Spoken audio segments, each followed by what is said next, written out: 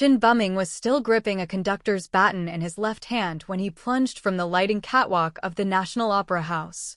The man who pushed him was Han Wangqiu, the student he had personally taken under his wing at the Central Conservatory of Music's affiliated middle school. The protégé he had spent 20 years teaching, from reading a 5-line staff all the way to interpreting full orchestral scores. The person he had called the most perfect work of my life on a global live broadcast at an international conducting competition. In the instant of falling, Shin Buming saw Han Wangqiu adjust the bow tie of his tailcoat with his white-gloved right hand. The gesture was unhurried, like someone finishing a flawless curtain call. Those eyes, under the cold light of the stage spotlights, watched him accelerate away. There was no anger in them, no murderous intent, only a precisely calculated relief. As if what he had just swept aside wasn't his mentor's life, but merely an extraneous rest note. Shin Buming's spine smashed through the orchestra pit's lift platform, crashed into the timpani and celesta, and finally came to rest on the body of a double bass. His 12th thoracic vertebra burst. 7 ribs snapped. His spleen ruptured. His left ear was destroyed, permanently deaf. His left hand still clutched that baton. The shaft was African ebony, with 2 letters engraved near the handle, SBM. It was the baton he had used for his debut at the Vienna Musikverein at 25, the one that had accompanied his entire career. The shaft had broken into 3 pieces during the fall, the fractured ends sharp as blades. One shard had driven into his palm. Blood traced its way down the wood and dripped, drop by drop, onto the shattered body of the bass. What Han Wangqiu didn't know was that 3 minutes before being pushed, Shin Buming had already uploaded a complete symphonic score to an anonymous cloud node. The work was called Returning Song, a massive symphonic epic he had spent a decade composing in secret. It ran over 400 pages across 5 movements, encoding his entire understanding of Chinese musical aesthetics. Every page of the score was covered in his handwritten annotations, expression markings jotted in a dense trilingual mix of German, Italian, and Chinese, crowding the margins of the staff paper like a ciphered tapestry woven from notes. The document was set with a 72-hour silent period. If Shin Buming didn't manually cancel it, it would automatically send to the International Music Council, the UNESCO Intangible Cultural Heritage Committee, and 3 of the world's top classical music labels. What Han Wangqiu had obtained was a forged score with its core instrumental voicing altered. Shin Buming had sensed something wrong 3 days before the fall. Han Wangqiu had been frequenting his private study, claiming he wanted to borrow scores for reference, but his eyes lingered too long on the computer screen every time he left. Shin Buming couldn't bring himself to believe the student he had mentored for 2 decades harbored treachery, but he made a backup anyway. He split the original score of Returning Song into hundreds of encrypted fragments and scattered them across anonymous nodes he had pre-established on multiple overseas servers. It was a habit Ji Yuan had taught him. Ji Yuan had seen too many cases of theft in the world of music copyright trading and constantly urged him to put more locks on his work. Shin Buming had thought Ji Yuan was being overly cautious. Now he knew those locks had saved his final labor of love. Shin Buming lay on the shattered bass, staring up at the sliver of ceiling visible between the stage lights. Blood from his left ear pooled in the canal, muting half the world. He could still hear with his right ear thunderous applause flooding down from the stage above. The entire audience at the National Opera House was giving a standing ovation, celebrating the global premiere of Han Wangqiu's original Chinese symphonic work, Autumn Gaze Symphony. The applause surged down like a tide, through the gaps in the lighting rigging, past the steel cables of the lift, past the wreckage of the timpani and celesta, and poured into his one remaining ear. The press release had read, Mr. Han Wangqiu, with the genius of a true heir, takes up the mantle of his mentor Shin Buming, ushering in a new epoch for Chinese symphonic music. Han Wangqiu had personally vetted that release, polishing every single word. Shin Buming closed his eyes. A conductor pushed from a lighting catwalk, fallen to the bottom of an orchestra pit where no one could see him, clutching a broken baton, dying in silence. He did not die. At 4 a.m, a cleaner who had come to clear the performance debris from the pit found him. The cleaner's surname was Kai, 58 years old, had been mopping floors at the National Opera House for 20 years. She had seen every kind of post-performance mess: overturned water bottles, trampled programs, props forgotten by performers, occasionally even vomit left under the seats by drunk patrons. She had never seen a person who had fallen from a lighting catwalk and was still breathing. First, she saw the dark red pool of blood on the double base. Then she registered the crumpled human form in the center of it. Her mop clattered to the floor in shock, but she steadied herself in 3 seconds flat. This old cleaner had worked as an orderly in a county hospital morgue in her youth, had seen more dead bodies than living ones. She crouched down, felt for a pulse on Shinbuming's neck, and detected a faint beat. She dragged him onto her cleaning cart, used the service elevator to take him down to the underground parking garage, and dialed emergency services on her senior citizen's cell phone. 16 hours of emergency surgery. 7,000 milliliters of blood transfused. For separate operations. On the 9th day post-surgery, Shinbuming woke up in the ICU. The world on his left side was in absolute silence. He thought the entire world had gone mute until he saw the nurse's lips moving and understood it wasn't the world that had gone silent. It was him. He borrowed the nurse's phone and dialed a number. The number belonged to a man named Ji Yuan, a fellow student from his days at the Tchaikovsky Conservatory 30 years ago. They had once crammed into a Moscow dorm room, freezing in winter, sweltering in summer. Ji Yuan played the cello, Shinbuming studied conducting. Every day they bickered over the placement of a baton and a bow. The radiator often died in winter, and they would huddle under a single old army blanket by the piano. Ji Yuan would play box cello suites, and Shinbuming would tap out the beat on the music stand with a pair of chopsticks. After graduation, Ji Yuan didn't become a professional musician. He said music couldn't feed a man, went to Berlin, transitioned into classical music management, and over 30 years became the de facto controller behind the world's largest classical music copyright conglomerate. Ji Yuan answered the phone while backstage at the Berlin Philharmonie, negotiating the recording rights for a Mahler symphony. Hearing the weak voice on the other end, he stood up, walked to the window, and stared out at the gray Berlin winter sky for a long time in silence. Then he said, "I'm sending my private jet to get you." From this moment on, the person named Shinbuming no longer exists in this world. His voice was calm when he spoke, but his knuckles were white where he gripped the phone. Shinbuming was transferred under an alias to a rehabilitation hospital in an ancient water town in Zhejiang. This town preserved a complete architectural complex from the Ming and Qing dynasties: white walls and black-tiled roofs all along the river, stone arch bridges every few dozen meters. The rehabilitation hospital was at the deepest part of the town, in a converted old residence, its courtyard dominated by a 100-year-old osmanthus tree. Shinbuming slowly rebuilt himself from zero in this town. 5 titanium alloy screws were implanted in his spine. The deafness in his left ear was irreversible. His right ear also suffered significant damage. His ability to discern high-frequency sounds severely diminished. The most critical tool of a conductor had been destroyed. He could no longer pick out a single out-of-tune string in the second violin section during an orchestra rehearsal, could no longer judge the balance between brass and woodwinds in the complex reverberations of a concert hall. It took him a very long time to accept this fact. His room in the rehabilitation hospital was on the 2nd floor, the window facing the river. Every morning, the sound of an old man practicing the era drifted from the old house across the water. The eru's tone, carried by the reflection off the river's surface, reached his right ear in fragments, halting, painfully out of tune. But it was the first piece of music he heard after losing his hearing.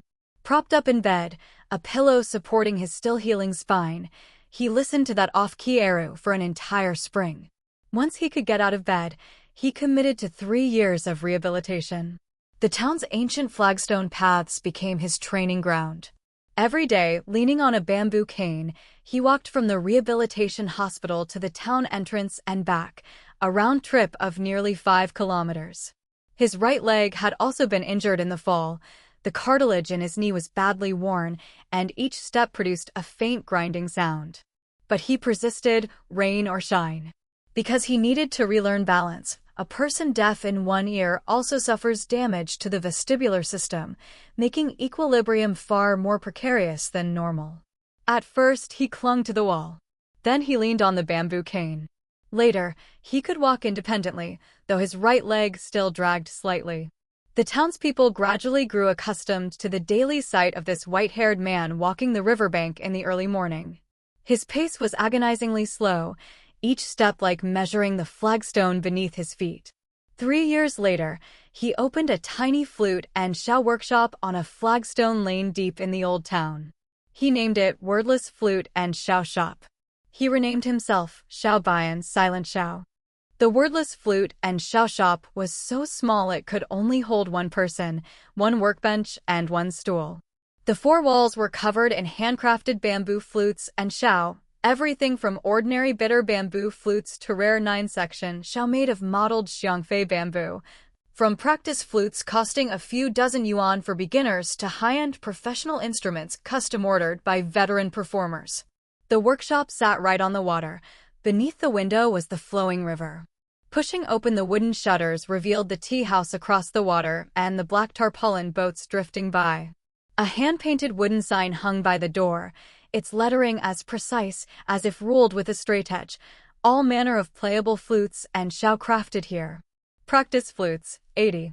Professional flutes, price upon discussion. Plastic recorders, not made. He had carved those last 4 characters with particular force. Plastic recorders were soulless toys mass-produced on assembly lines. What he made were instruments with a soul. The most valuable item in the shop was an old chromatic tuner, its casing polished to a gleaming shine. Ji Yuan had mailed it from Berlin. The customs form read musical instrument repair tools, and customs didn't ask any questions. But Xiao Baiyan rarely used it. He tuned primarily by relying on his right ear and his fingers. His fingers probed the bamboo's inner bore, and his right ear pressed against the flute body to listen. His left ear remained utterly deaf, but over 3 years of rehabilitation, his right ear's sensitivity had sharpened remarkably, like a hound with one eye blindfolded whose other eye develops a compensatory intensity. He could pick out a deviation of less than 2 cents on a finger hole amid the cacophony of the town's riverbank. His method of making flutes was utterly unique. He didn't use a ruler to select bamboo, he used his fingers. The inner bore, the taper, the position of the nodes, the fiber density, his fingers traced from end to end, and by touch alone he knew what key of flute the bamboo was destined for. All his bamboo stock came from an old grove in Anji, Zhejiang. The bamboo there grew on slopes 800 meters above sea level, producing long internodes, dense fibers, and plenty of resilience. Every year around the winter solstice, he personally went to cut the bamboo, selecting stalks at least 4 years old, their skins already turned a deep green. The cut bamboo had to be stored in a shaded, ventilated place to dry naturally for 1 to 2 years. Kiln drying was forbidden. Naturally dried bamboo had a more stable fiber structure and produced a warmer, more supple tone. When drilling the finger holes, he didn't use an electric drill. He used an old hand drill, its rotation agonizingly slow, the walls of each hole polished as smooth as a mirror. Electric drills spun too fast, leaving microscopic scorch marks on the hole walls that affected the stability of the airflow. He spent an average of 40 minutes drilling a single hole, manually controlling the speed and pressure the entire time, keeping the drill bit's temperature cool enough to touch without flinching. When tuning, he pressed the flute body to his right ear, fingers covering the holes, and used his breath to sound the fundamental and its overtones, making minute adjustments to the position and diameter of each hole. A professional-grade flute, from selecting the bamboo to the finished product, took him almost a full month on average. But he never rushed his work. He knew a good flute could last a lifetime, and every flute he made had to be worthy of the person who would one day press it to their lips.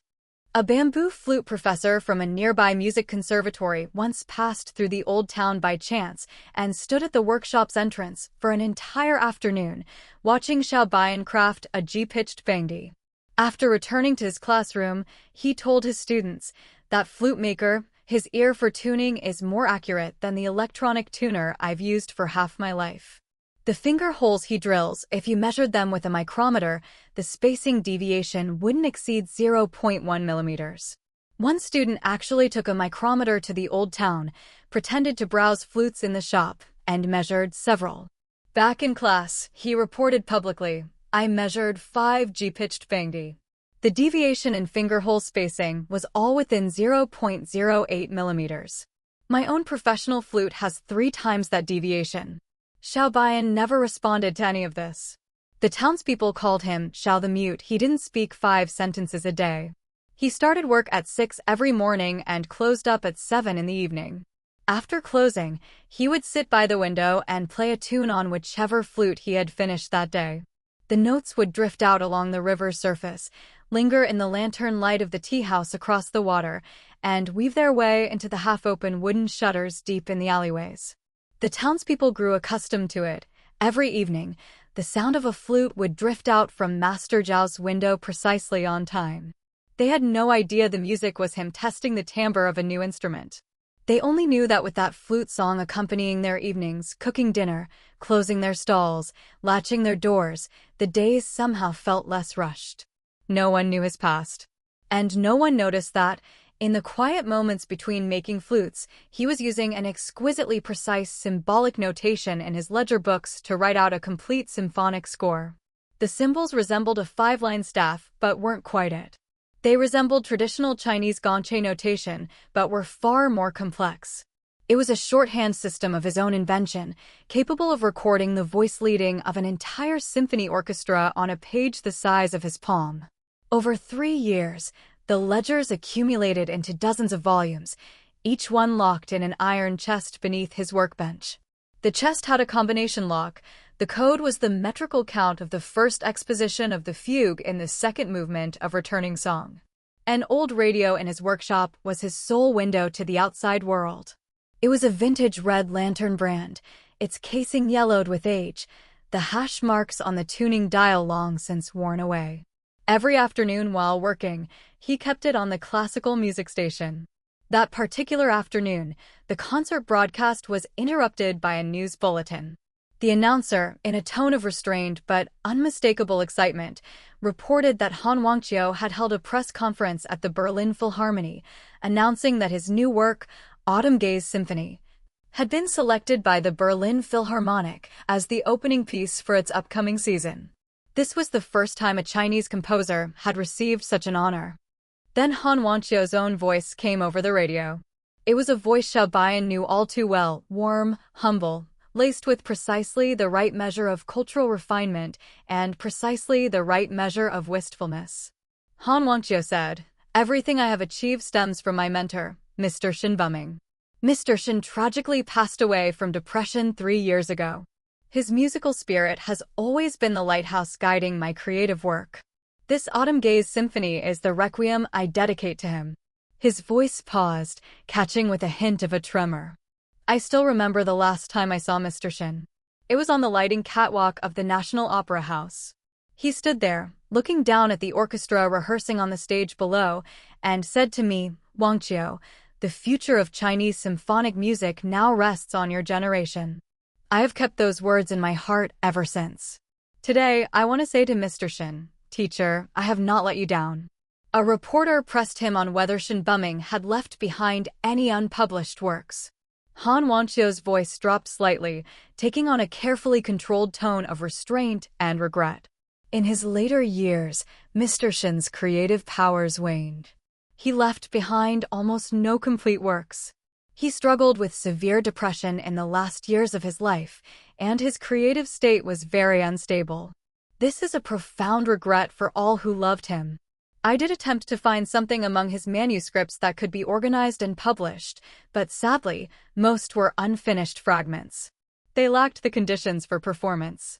Xiao Baiyan listened to the radio, the hand drill working its way through the final finger hole of a modeled xiangfei bamboo shao. The drill bit rotated at a steady, unhurried pace in the bamboo wall, emitting a soft, sandy sound. When he heard Han Wangqiu say the word depression, his fingers paused. The drill bit stopped.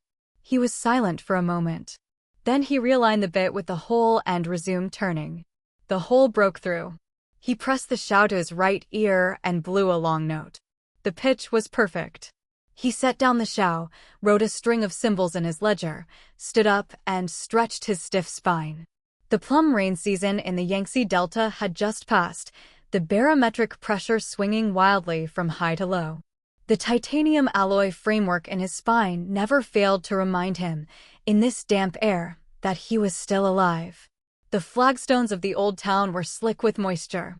The river had swelled, nearly cresting the steps leading down from the waterfront. The red lanterns of the tea house across the water, reflected on the surface, tugged into long ribbons of crimson by the current. He pulled an old cell phone from deep in a drawer and dialed a number. A young man's voice answered, thick with the accent of the Wu dialect region. "Uncle Xiao, I've traced all of Han Wangqiu's overseas copyright revenue streams. Every last one. He sold the international performance rights for the Autumn Gaze Symphony to 6 European orchestras, the Berlin Philharmonic, Vienna Philharmonic, London Symphony, Royal Concertgebouw Orchestra, Orchestre de Paris, and St. Petersburg Philharmonic.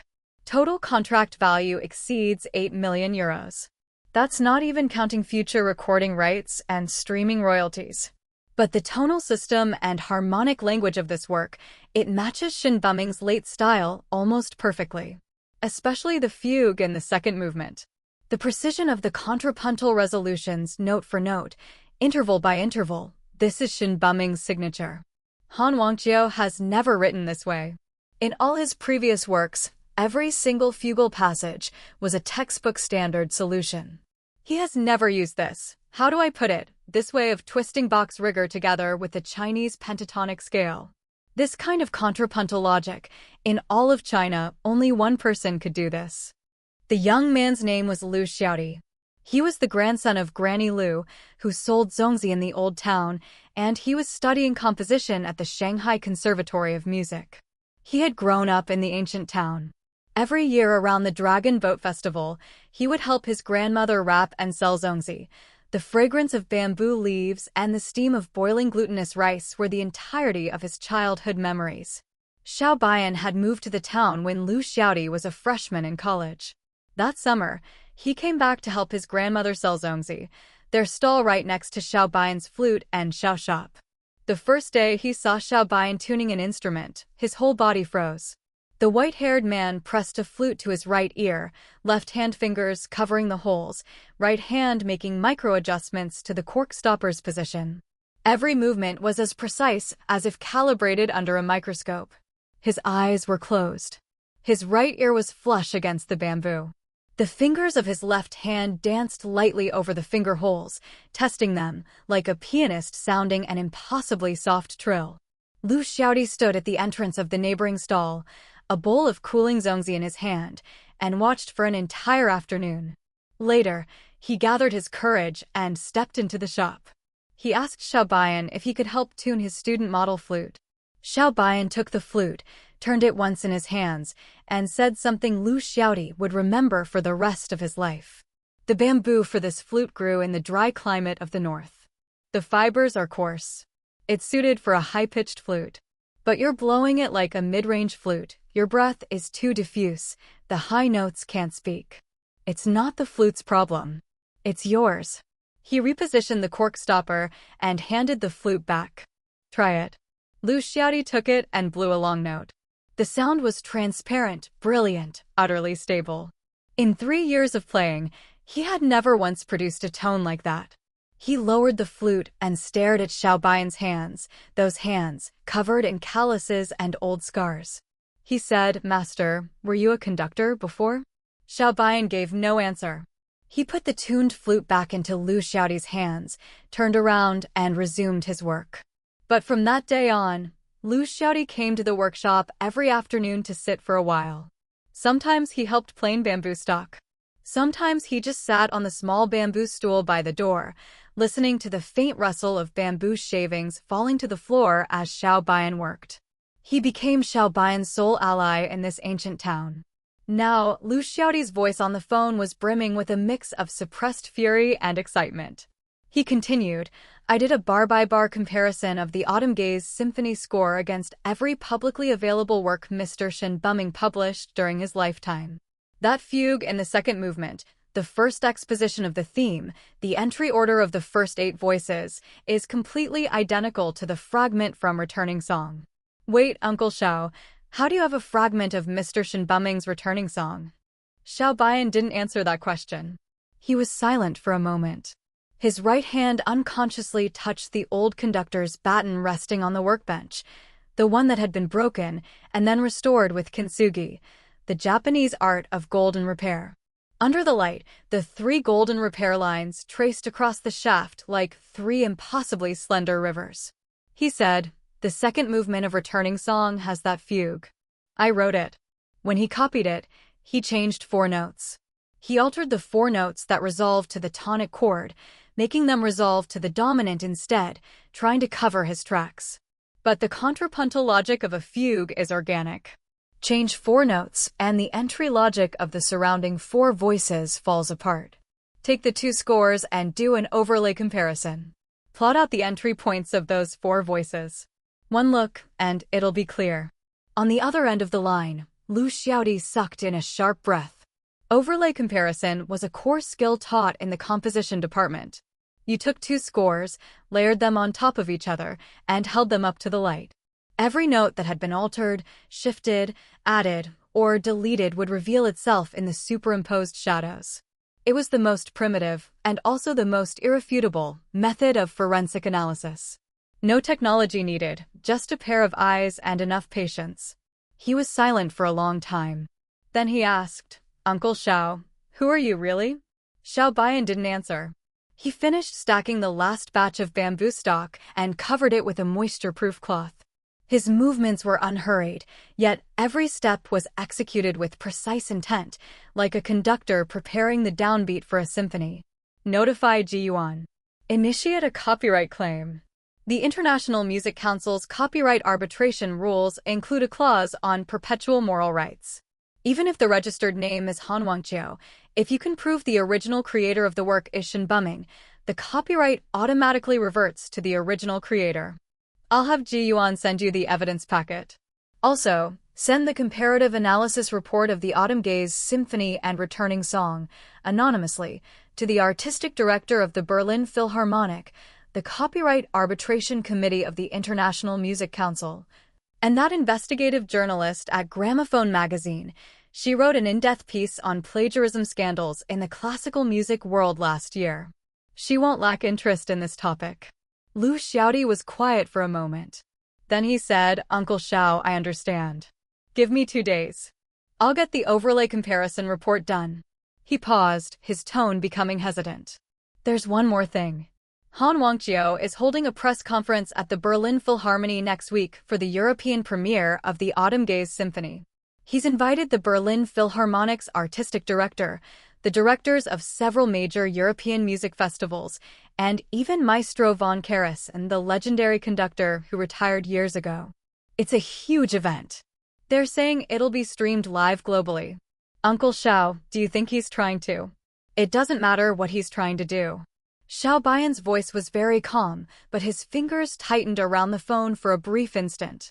"Berlin is not his home ground. It's mine." 1 week later. Berlin. Early winter had cloaked the city in a thin layer of snow. The quadriga atop the Brandenburg Gate gleamed a muted gold against the gray-white sky. The Berlin Philharmonic, situated near Potsdamer Platz, was a sacred temple in the hearts of classical music lovers worldwide. Its iconic golden facade glowed in the snow like a giant block of amber. Inside, its world-renowned pipe organ and terraced vineyard-style seating had fundamentally altered the architecture of concert halls across the entire 20th century. Tonight, Han Wangqiu had booked the entire hall for the European premiere press conference of the Autumn Gaze Symphony. The hall was packed to capacity. Hundreds of classical music critics from around the globe, artistic directors of major European orchestras, directors of international music festivals, record label executives, and journalists had all gathered. A massive LED screen dominated the back of the stage, cycling through larger-than-life portraits of Han Wangqiu and the tagline for the Autumn Gaze Symphony, a symphonic epic from the East, a requiem for a mentor. Beneath the screen sat a Steinway 9-foot concert grand piano and a full array of percussion instruments. A live demonstration of selected excerpts was planned for after the press conference. Han Wangqiu wore a bespoke black tailcoat with a white bow tie, his hair immaculately styled.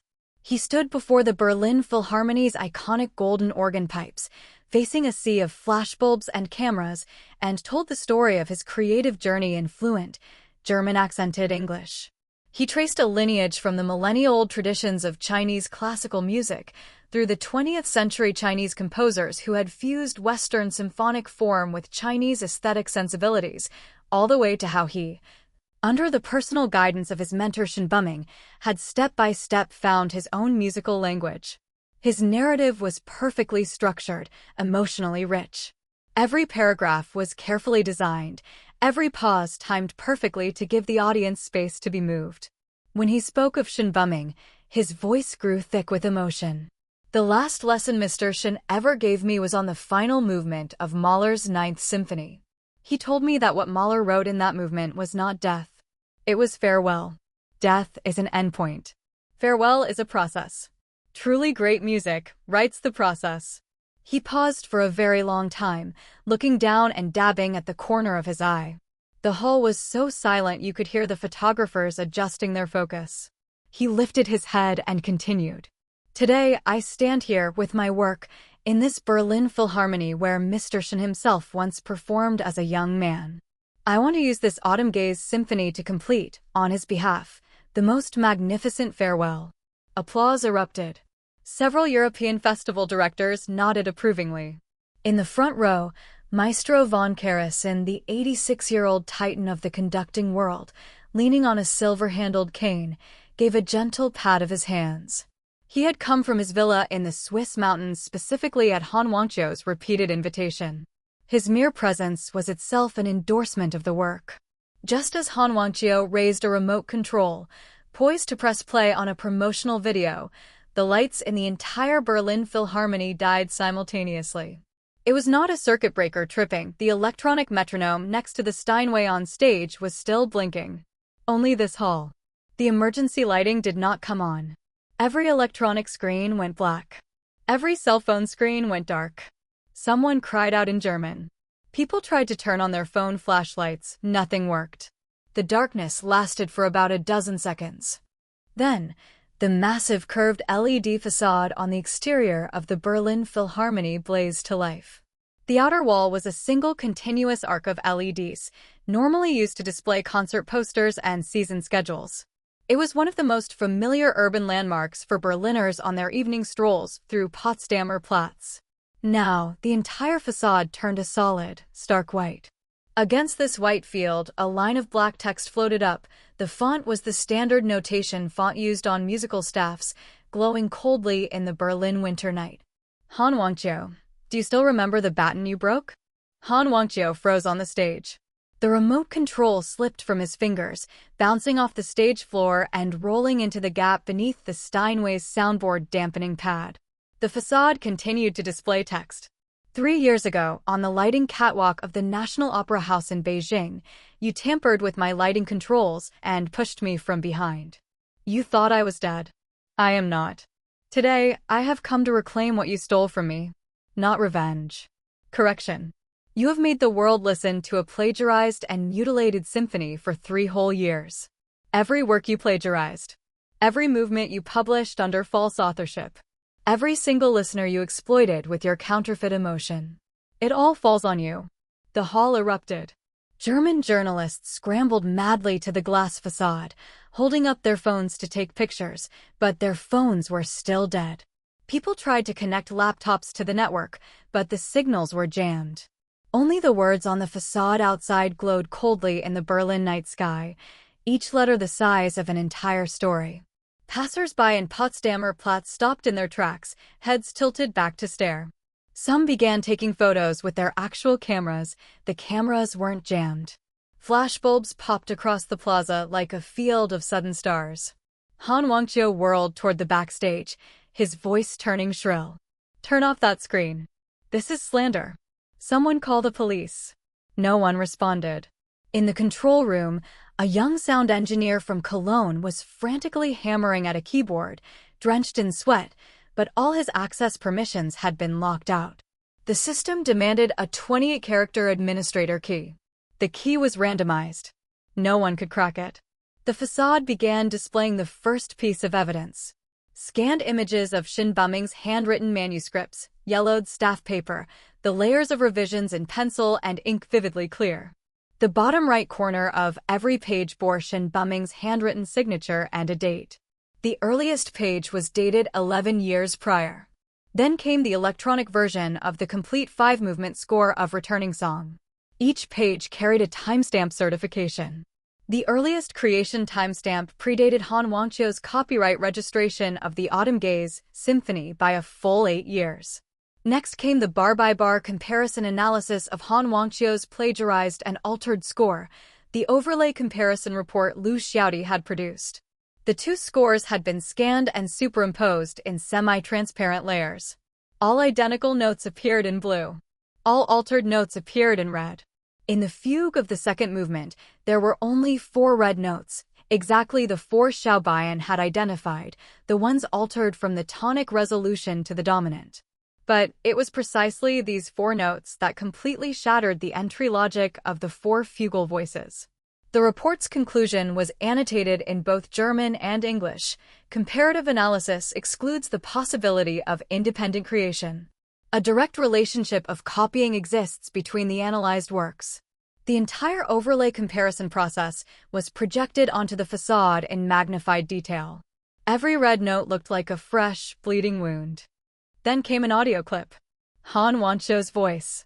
In the background, the faint, distant sound of a piano could be heard, Shin Buming playing in his study. In the recording, Han Wangqiu was speaking on the phone, his voice low but rushed, charged with a suppressed, manic excitement. I've got the full score. That fugue in the second movement, it's insane. Old Shin has no idea how insane it is. It's a waste for this fugue to be buried in his Returning Song. He'll never publish it.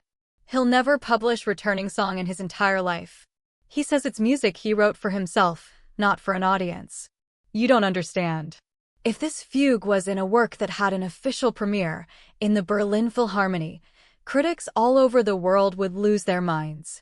He paused in the recording, as if listening to the other person. Then he said one more sentence, his voice dropping even lower. He'll never find out. I have a way.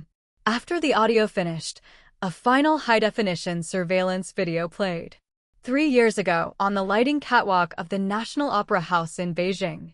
The complete footage of Shin Buming's fall. The security camera, installed at the far end of the catwalk, was originally intended to monitor the lighting equipment. The footage was black and white, without audio, but the resolution was sharp enough. In the video, Shin Buming and Han Wangqiu stood in the middle of the catwalk, locked in a heated argument. Shin Buming held a conductor's baton, pointing it at Han Wangqiu's chest, his lips moving rapidly. Then Shin Buming turned to inspect the lighting control panel at the end of the catwalk. In the instant he turned, Han Wangqiu lunged forward, a single large stride, and shoved him violently with both hands. Shin Buming's body crashed through the catwalk railing, tumbling over the edge, man and baton plunging into the orchestra pit. Han Wangqiu stood at the edge of the catwalk, looking down for a few seconds. Then he turned and quickly left. Throughout the entire sequence, he wore a pair of white gloves, the same gloves he wore for all formal performances, to maintain a pristine appearance while holding the baton. After the push, he instinctively used his right hand to adjust his bow tie. Down in the hall, the white-haired old man rose. Maestro von Karasin, leaning on his silver-handled cane, slowly stood up from his seat. The chaos in the hall fell silent the instant he rose. This 86-year-old German, former artistic director of the Berlin Philharmonic, one of the greatest conductors of the 20th century, a contemporary of Karajan and Bernstein, an undisputed titan of the global classical music world, he stood now in the very center of the front row, his ancient eyes, which had read countless scores and conducted countless symphonies, fixed on the overlay comparison analysis on the facade. He studied it for a very long time. Then he turned to face Han Wangqiu, collapsed on the stage, and spoke. His voice, thick with the accent of his native Dresden, was not loud, but in the dead silence of the hall, each word landed with the weight of a timpani strike. Herr Han, haben Sie das wirklich getan? Mr. Han, did you truly do this? Han Wangqiu collapsed completely onto the stage. The tails of his coat soaked in a puddle of someone's spilled mineral water. His bow tie was askew. He looked up at the line of text on the facade, at the 4 blood-red notes on the overlay report, at the ancient, disappointed face of Maestro von Karason. He tried to speak, but only a rattling sound came from his throat, like the reed of a crushed oboe vibrating helplessly in an airstream. His right hand began to shake violently. It was a functional tremor, the result of years of intense conducting strain combined with catastrophic psychological shock. He tried to pin his right hand down with his left, but it kept shaking, the whole arm beginning to convulse. A conductor's hands. The hands that had gracefully delineated 4-beat, 3-beat, 2-beat, and complex compound meters in countless concerts. Now, they flapped uselessly at the air on the stage, like a wounded bird. The main doors of the hall swung open. They were not slammed open. They were not kicked in. They were pushed open steadily, by a single hand, with a measured force, the way one might open the door to a practice room. The person who entered was a middle-aged man, wearing a deep gray, washed-out Zhongshan suit. Embroidered on the left chest pocket were 5 faded characters, wordless flute and Shao Shop. He was gaunt, his hair cropped short and entirely white, so white it reflected the emergency lights of the Berlin Philharmonie. Over his shoulder was slung an old canvas tool bag. In his right hand, he carried a black leather briefcase, the old-fashioned, hard-shell kind musicians used to carry scores. The case had a deep scratch across its surface, the scar left by a thief's razor blade on a crowded Moscow subway car many, many years ago. He had used it for most of his life and had never replaced it. He walked up the center aisle on the red carpet. No one stopped him. Every pair of eyes was fixed on him. The music critics, the orchestra directors, the record executives, the journalists, they all forgot to speak, forgot to take photos. Even if their phones hadn't been jammed, they would have forgotten. They simply watched this white-haired man walk in from the Berlin winter twilight, step by step, approaching the stage. His pace was unhurried, each step planted steadily, though his right leg dragged just slightly. The sound of his leather shoes on the Philharmonie's oak floor was a soft, irregular rhythm.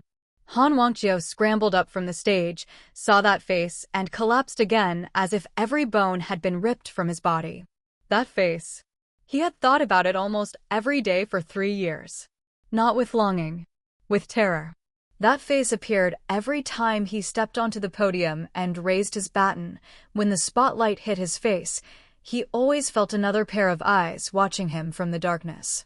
Eyes that knew his every gesture better than his own, because those hands had once held his, beat by beat, teaching him how to deliver the most precise downbeat. Now, the owner of those hands stood before him. Walked in from the Berlin dusk, walked back from a 3-year abyss, dressed in a flute maker's old work suit, carrying an old music case. Shin Bumming, Xiaobian, stopped before the stage. He did not look at Han Wangqiu, collapsed on the floor. First, he bent down, retrieved the remote control from the crevice beneath the Steinway, and placed it on the conductor's music stand. The gesture was natural, automatic, like bending down to pick up a dropped bow during rehearsal. Then he placed his briefcase on the stand and opened it. Inside, 3 items were laid out with meticulous order. The first, a conductor's baton, once broken, now repaired with kintsugi. African ebony. 3 golden repair lines gleamed under the light like 3 impossibly slender rivers. The engraved letters SBM on the shaft were still perfectly legible. The gold lacquer used for the kintsugi was pure gold powder mixed with deer antler glue. He had learned the repair technique from an old master in the ancient town who restored cracked Ishin clay teapots. The old master had told him the philosophy of kintsugi. The break itself is part of the object's history. Don't hide the cracks. Highlight them in gold. It becomes more beautiful.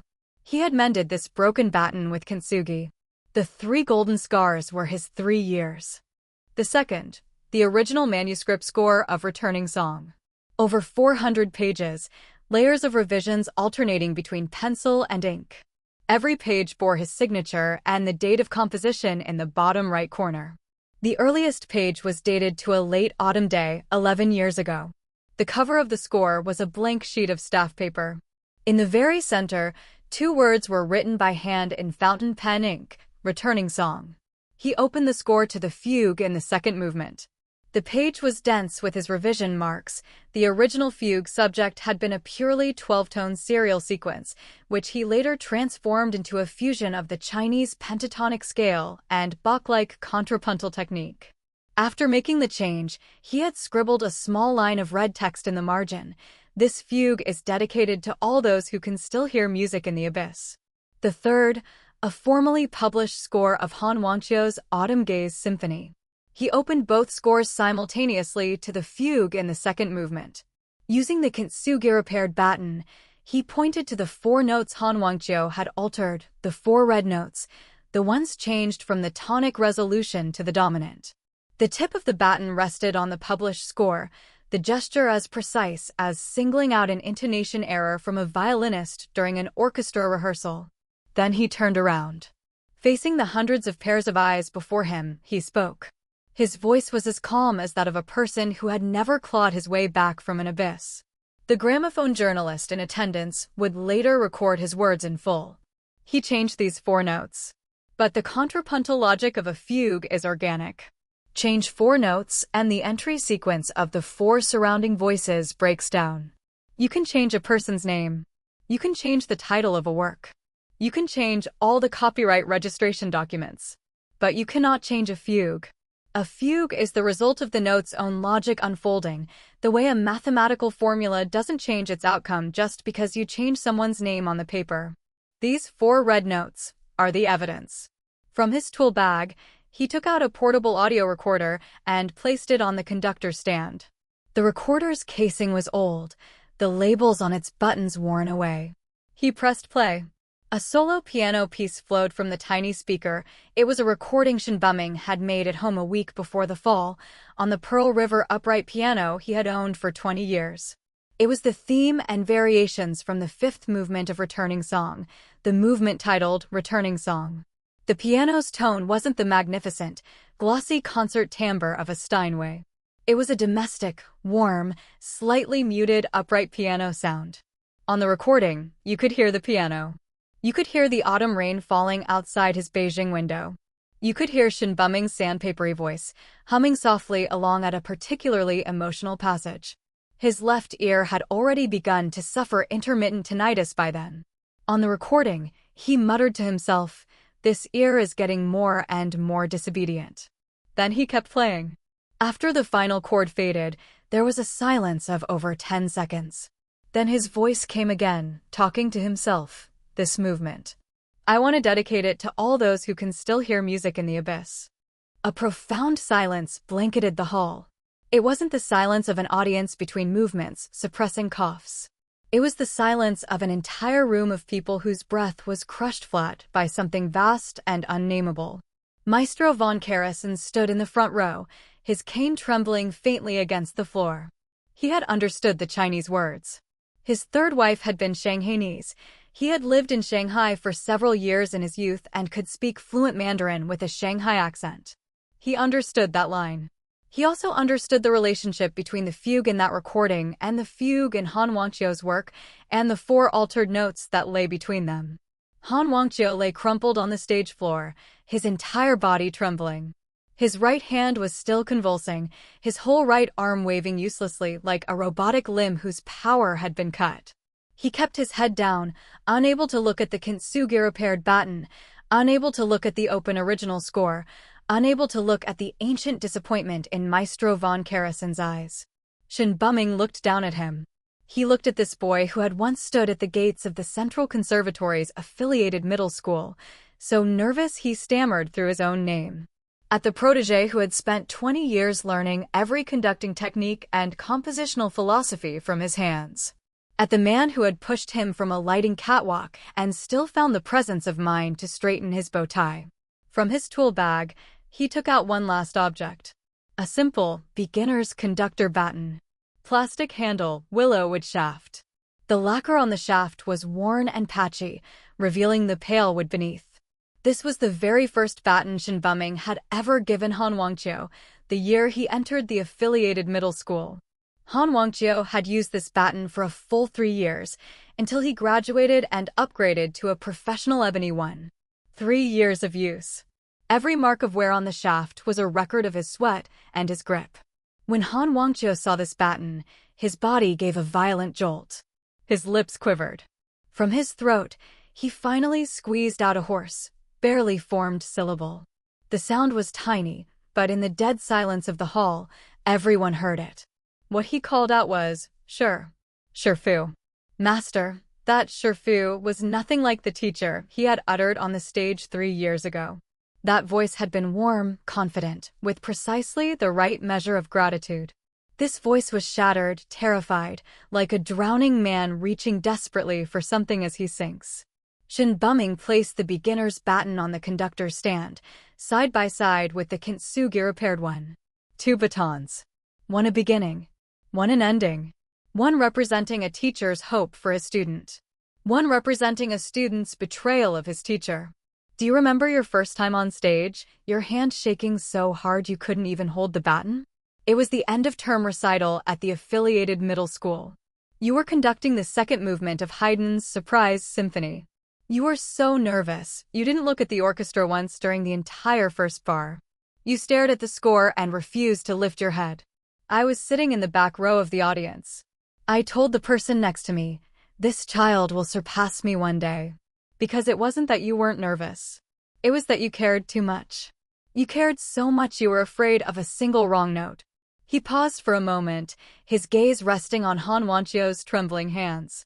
Those hands he had once held, correcting note by note, stroke by stroke. Those hands he had spent 20 years refining until they could precisely express any complex rhythm. Now, they convulsed on the stage. Your hands are shaking now, and it's not tendinitis. It's your heart that's out of alignment. If the heart is crooked, the hands will never be steady again. He reorganized the scores on the piano, closed the briefcase. He left the beginner's baton on the stand. That was for Han Wangqiu. The kintsugi repaired baton he placed back in his tool bag. That one was his. He turned and walked toward the door. As he passed down the red carpet of the aisle, the audience on both sides, without prompting, stepped back to widen his path. At the door, he stopped. He did not turn his head. His gaze swept past the hundreds of stunned, shattered, tear-streaked faces in the hall, past the camera lenses and audio recorders, past the golden organ pipes of the Berlin Philharmonie, and settled on some distant direction. Ayun. He spoke his wife's name. Yun, a piano teacher. Married to him for over 20 years. After his suicide, she had raised their daughter alone. She was not here today. She didn't even know he was alive. Every word he spoke was directed at someone who was absent. Xiaoman is taking her college entrance exams in the arts this year. She applied for composition. She wrote a piano piece. She titled it Wordless. The dedication reads, "For my father, I have never heard him speak, but I can hear his silence." His voice faltered for a moment. His left hand unconsciously tightened on the handle of his briefcase.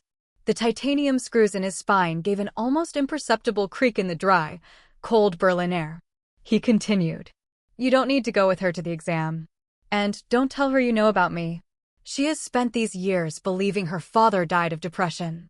Let her continue to believe that. Some truths are too heavy. They shouldn't weigh down her piano keys.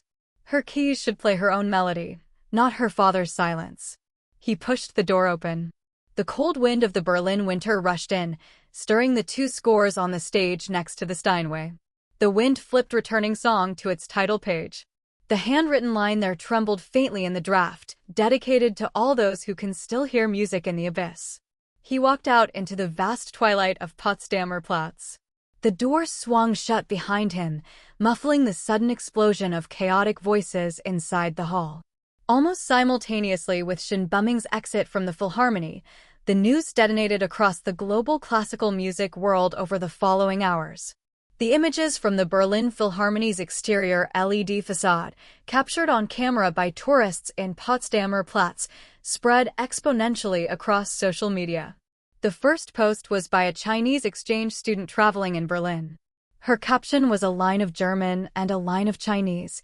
Was passiert in der Berliner Philharmonie? What on earth is happening at the Berlin Philharmonie? The attached photo showed that line of black text on the facade, Han Wangqiu. Do you still remember the baton you broke?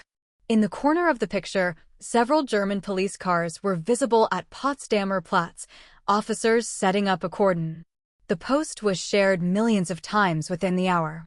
The Berlin Philharmonic's official social media account issued a brief statement after the incident. The wording was extremely restrained, but the implication was seismic. The Berlin Philharmonic is aware of the incident that occurred at our venue this evening.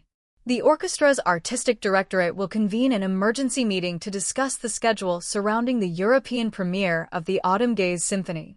We respect the rights of every original creator, and we respect the truth of the music itself. The comments section beneath the statement was flooded by music lovers from across the globe. The top comment was only 5 words long: Shin bumming has returned.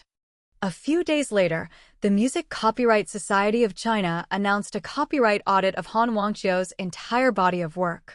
The wording of the announcement was exceptionally severe, using the phrase unprecedented in scale to describe the scope of the audit. Every work Han Wangqiu had published in nearly 20 years, symphonies, chamber music, solo pieces, over 50 works in total, was placed under review. The China Federation of Literary and Art Circles announced the suspension of all of Han Wangqiu's official positions. The Chinese Musicians Association announced the revocation of Han Wangqiu's council membership and all honors. Public security authorities simultaneously initiated an investigation, filing charges against Han Wangqiu on multiple counts, including attempted murder and criminal copyright infringement. The German police launched an investigation into the hacking of the Berlin Philharmonie's LED facade. The cybercrime unit of the Potsdamer Platz precinct spent nearly a month trying to trace the source of the intrusion. In the end, they found only a single line of indecipherable log data on an anonymous server in a Zurich data center. The record was a short sequence of musical notes, CGC, a perfect major triad, and the very first chord of the first movement of returning song. No one on the investigative team understood music. They wrote "source of intrusion untraceable" in their case file and archived it. Han Wangqiu was detained by German police in Berlin and subsequently extradited back to China. When he was escorted onto the Air China flight, Berlin's Tegel Airport was under heavy snow. His wrists were cuffed, hidden beneath a coat. His head bowed as he walked through the gate. A Chinese passenger waiting for the same flight recognized him and snapped a photo with a cell phone, posting it on Weibo. In the picture, Han Wangqiu was wearing an ill-fitting gray down jacket over his tailcoat, the plain clothes the German police had hastily found for him. His hair was disheveled, his bow tie gone, his right hand still trembling faintly. After the aggregation of multiple serious offenses, Han Wangqiu was sentenced to life imprisonment and permanently deprived of his political rights. The verdict described his crimes using 3 iterations of the word particularly. The means were particularly cruel, the circumstances particularly egregious, the consequences particularly severe. The court determined that he had engaged in a long-term, systematic scheme of plagiarizing Shin Buming's unpublished musical works and, to conceal the plagiarism, had deliberately attempted to murder Shin Buming, subsequently staging a fake scene of Shin Buming's suicide by depression. During the trial, Han Wangqiu's defense argued his actions constituted creative borrowing rather than plagiarism and attempted to call several musicologists as witnesses. But the overlay comparison report rendered any defense untenable. Those 4 red notes were the ultimate evidence. The public gallery at the sentencing was filled with figures from the music world. Retired professors from the Central Conservatory of Music, old colleagues from Shin Buming's youth, and Ji Yuan, who had flown in from abroad. Ji Yuan sat in the very back row, wearing sunglasses, holding an old, faded cello string in his hand. It was the first string Shinbuming had ever helped him change when they were students together in Moscow. He had kept it for 30 years. Shinbuming did not attend the trial. In his capacity as a specially appointed expert consultant for the Music Copyright Society of China, he was stationed at the National Opera House, overseeing the massive copyright reclamation and reattribution process for all of Han Wangqiu's infringing works. His work was meticulous to a painful degree. He personally compared every plagiarized score, personally wrote every forensic assessment. He sat in the rehearsal hall at the National Opera House, a room he knew intimately, surrounded by mountains of manuscripts and hard drive data seized from Han Wangqiu's office. One piece at a time, he compared them. One page at a time, he annotated them. As he had always done in rehearsal, he used no electronic aids. He relied only on his right ear and his eyes. He noted down the original source, the time of composition, and the primary evidence for every single plagiarized passage, then compiled them one by one into copyright assessment reports. He formally published the complete 5-movement score of Returning Song. For the first time, the cover no longer used the pseudonym Xiaobian. It was printed with his real name, Shinbuming. The title page bore that handwritten line, dedicated to all those who can still hear music in the abyss.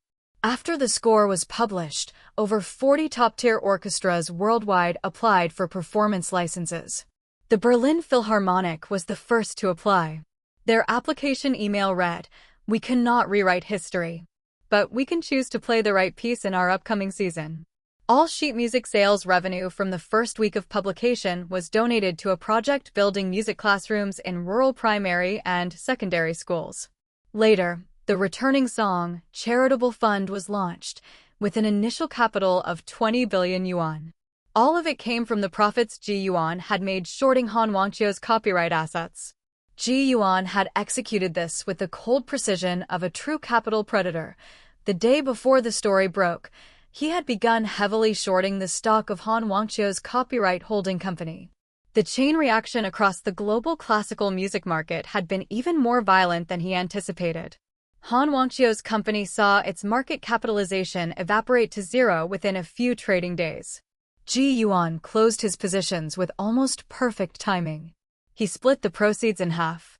One half went into the Returning Song Fund. The other half was used to purchase the full overseas copyright agency rights for Shinbuming's works, which he then returned, in their entirety, to Shinbuming himself. At the fund's launch ceremony, Ji Yuan spoke only one sentence. "I'm a businessman. And this is the best deal I've ever made." As he spoke, his hand was wrapped around that faded cello string. The fund provided support for original music creators whose copyright had been violated, as well as for independent artists and grassroots music educators dedicated to the development of original Chinese music.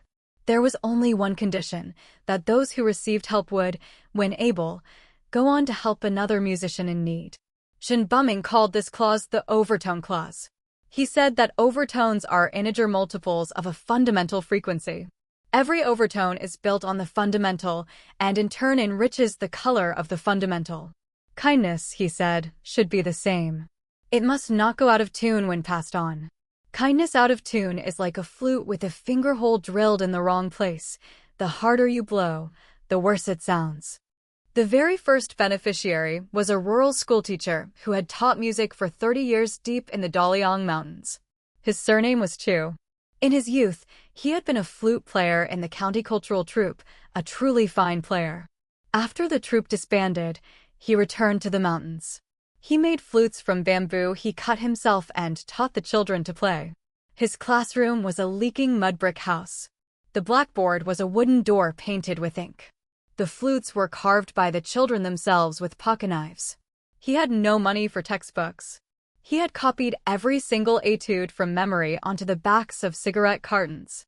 Over 30 years, 3 of his students had made it into the Provincial Arts Academy, 2 into the Sichuan Conservatory of Music, and 1 had won the gold medal at a national youth flute competition. Shinbuming and Ji Yuan went to the Daliang Mountains themselves. From the county seat, they took a tower bus ride, then hitched a 40-minute tractor ride, and finally trekked on foot for nearly an hour and a half along a mountain path to reach Teacher Chu's school. It was a narrow goat track clinging to the edge of a cliff. At its narrowest, it was just wide enough for one person to sidle through sideways.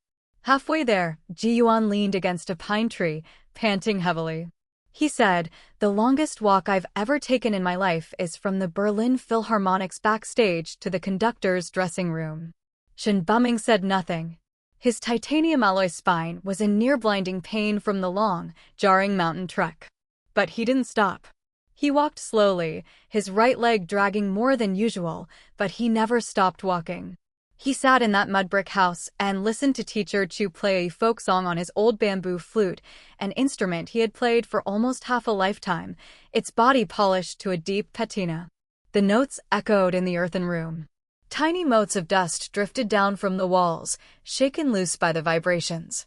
The children sat on the dirt floor, heads tilted up, listening. The light in their eyes was crystalline. Outside the window, the mountain wind blew through the bamboo grove, the leaves rustling like an accompaniment to the flute. Shin Buming used his one remaining right ear to listen to the entire piece. The e-folk melody was simple, unadorned. No complex modulations. No ornate ornamentation. Just the purest pentatonic scale turning and returning within the mountain valley. He took off his reading glasses and wiped the corner of his eye. Ji-yuan stood in the doorway, his back to everyone, his shoulders trembling faintly. Shin Buming said to Teacher Chu, "Your flute playing is better than mine. And as for the students you teach, not a single one less."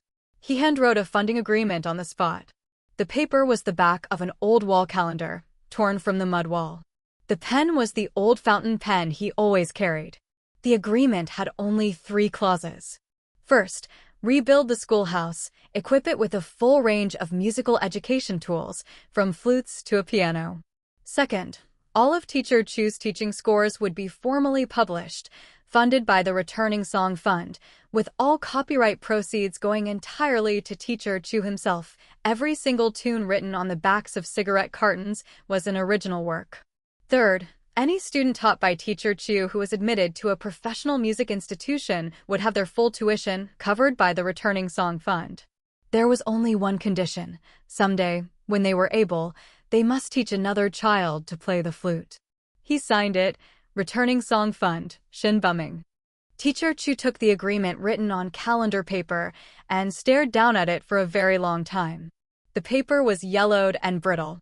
Shin Buming's fountain pen script was so forceful it had nearly bitten through the page. His hands were trembling, hands crisscrossed with countless scars from bamboo splinters, rough and cracked from decades of mountain winds.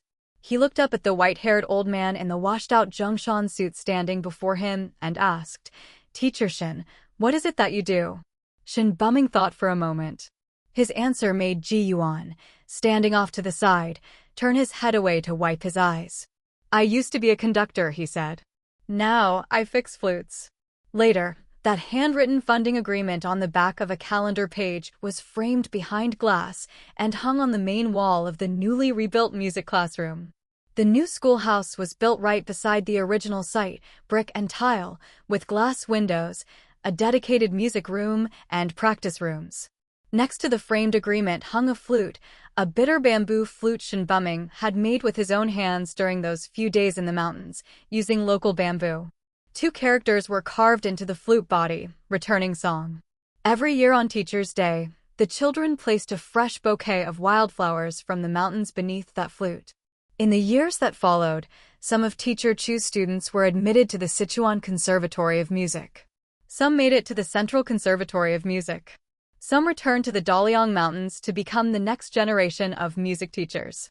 In their own classrooms, every single one of them hung a photograph, a white-haired old man sitting in a mud brick house, listening to a rural teacher play the flute. The photo was taken by Ji-yuan on his phone. The composition was unprofessional, the lighting dim. But every face in it was luminous. Many more years passed. Shin Buming's hair turned completely white as the snow on a jiang and rooftop in winter. His left ear remained a world of absolute silence. The hearing in his right ear grew progressively weaker, age-related hearing loss compounded by the lingering effects of his old injury. His ability to hear high-frequency sound was almost completely gone. He could no longer hear the highest register of a piccolo. He could no longer hear the very top overtones of a violin. But he could still hear the mid and low range of a flute. He could still hear the rich resonance of a cello. He could still hear the deep, rolling rumble of the timpani in a symphony orchestra. He no longer made flutes with his own hands. The hand drill demanded too much wrist strength, and his right hand had also developed a slight tremor after years of cumulative strain. But he refused to become another Han Wangqiu. He set the drill down with peace. He passed the craft of flute-making to Liu Xiaodi. After graduating, Liu Xiaodi did not join an orchestra, nor did he take a teaching post. He returned to the ancient water town and became an apprentice in Xiao Baiyan's workshop. Using those hands, the hands that had once practiced Chopin etudes in conservatory practice rooms, he started over. He learned to select bamboo, to cure it, to drill holes, to tune. He learned slowly. But he learned earnestly. Every year at the winter solstice, Shen Buming would return to the old town. He would stand for a while in front of the old shop, which had since been converted into the returning song flute and Xiao Memorial Hall. The Memorial Hall had been the idea of the town's government. Shen Buming had resisted at first, saying it was too ostentatious. Then Liu Xiaodi had said one thing to him. It's not ostentatious. It's a place for young people in the future so they can see what a Chinese flute is capable of becoming. Shen Buming was silent for a moment. Then he said, all right. The memorial hall was small but carefully done, meticulously replicating every detail of the original workshop. The tool wall covered in flute-making implements. The bamboo stool burnished to a deep gloss from years of use. The old hand drill. The half-finished flute blanks in various bamboo types from different years, all of them the original artifacts. The hand-painted wooden sign from the entrance was preserved there, protected behind glass. The phrase, plastic recorders, not made, had been photographed and shared by countless tourists, turned into a viral internet meme. But few people noticed the tiny line of characters in the corner of that sign. The framers had enlarged it and engraved it on the stone steel beside the entrance. A torn flute membrane can be replaced. A torn heart membrane cannot. That line had been spoken by Ji Yuan in an interview. He had said that the thing Shen Buming was most skilled at repairing in his whole life wasn't flutes. It was himself. A reporter wrote it down, and eventually it was carved in stone. On the day of the winter solstice, the memorial hall was crowded with visitors. Flute and Xiao enthusiasts from all over the country. Music conservatory students. Young parents with their children. Classical music fans who had flown in from abroad especially for this. Shen Buming blended into the crowd. He wore an ordinary, dark gray Zhongshan suit. The 5 characters embroidered on the left chest pocket, wordless flute and Xiao shop, were faded. He wore his reading glasses. In his hand, he leaned on a bamboo cane. No one recognized him. He had become very good at disappearing into a crowd. Don't walk with your back too straight. Don't let your gaze fix straight ahead. Don't subconsciously correct people when they confuse Mahler and Bruckner while discussing symphonies. He walked up to that wooden sign and stood for a long time, looking through the glass. The glass reflected his image, an old man with snow-white hair, superimposed as a ghostly overlay upon the mottled calligraphy. He turned and walked out of the memorial hall, back into the vibrant, smoky bustle of the old town. The shouts of vendors selling zongzi, selling dingxing cakes, selling scallion-stuffed flatbreads, rose and fell in waves. Granny Lu had long since passed away. Her zongzi stall was now run by her grandniece, still in the exact same spot, still selling the exact same savory pork zongzi and sweet red bean and jujube zongzi. The air was thick with the aromas of sticky rice, bamboo leaves, and freshly baked maigan kai flatbreads. Those smells mingled together so intensely they could momentarily overpower any memory. He found the spot where his own shop had once stood. It was now a stall selling hand-pulled dragon's beard candy. The vendor was a stout, cheerful middle-aged man, rhythmically stretching a mass of maltose in his hands, the sugar threads glittering in the sun. He stood in that spot and closed his eyes. He listened for a very long time to the sound of a flute. It wasn't that someone was actually playing a flute. It was the sound inside his own mind. The rush of air through the finger holes of a bamboo flute. The deep, swirling resonance of breath around the mouthpiece of a shao. The brassy blare and the thunderous mallet strike of a symphony orchestra. That sound had followed him for more than half his life. From his left ear to his right ear. From the orchestra pit of the National Opera House to the workbench of the Old Town Flute Shop. From the abyss to this very moment. There was a time he thought it was noise. Later, he understood it was a heartbeat. It was the sum total of everything he had ever done, every symphony he had ever conducted, every note he had ever written, every flute he had ever repaired, every musician he had ever helped resonating in his very veins. He opened his eyes. From his pocket, he took out the kintsugi-repaired conductor's baton. Ebony shaft. 3 golden repair lines catching the faint light of the sun. He ran his thumb along the 3 golden scars, the first for the fall, the second for the abyss, the third for the return. He held the baton up before his eyes, turning it slightly in the rare winter sunlight of the Jiangnan Delta. The gold-filled cracks shimmered with the palest of golden veins, like the last stubborn capillaries in a fallen leaf, or the ghostly pencil marks left behind after countless revisions on a score. He put the baton back in his pocket. He turned and walked out of the old town. Behind him, the woman running the Dragon's Beard candy stall was shouting into her phone, "Hurry up and come home for dinner. I made your favorite today, braised pork with preserved mustard greens." Her voice was loud, carrying the soft, lilting tail-end drawl of the Jiang and water country, echoing down the entire flagstone lane. His footsteps didn't pause, but the corner of his mouth moved slightly. It wasn't a smile. It was the relief of finally being able to not smile, without worry. The silence and the flute songs he had learned in the abyss had, by now, become the melodies and heartbeats of other people. That was enough. He followed the riverbank out of the ancient town.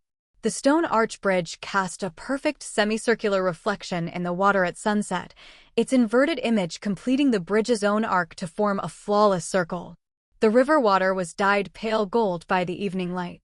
A black tarpaulin boat slipped through the archway, the boatwoman humming a opera aria as she worked the oar. He climbed to the crest of the bridge and stood at its center, looking into the distance. The panorama of the ancient town unfurled in the twilight, the white walls, the black-tiled roofs, the layered, stacked horsehead gables, the chimney smoke curling from the alleyways, the distant, faint silhouette of the mountains. His right ear filled with the evening sounds of the ancient town, the dip of an oar, the clatter of mahjong tiles from a tea house, the sizzle of a wok from a kitchen across the water, and, somewhere, the sound of a child practicing the flute. They were playing A Stroll Through Suzhou. A few notes cracked, but they played with earnest focus.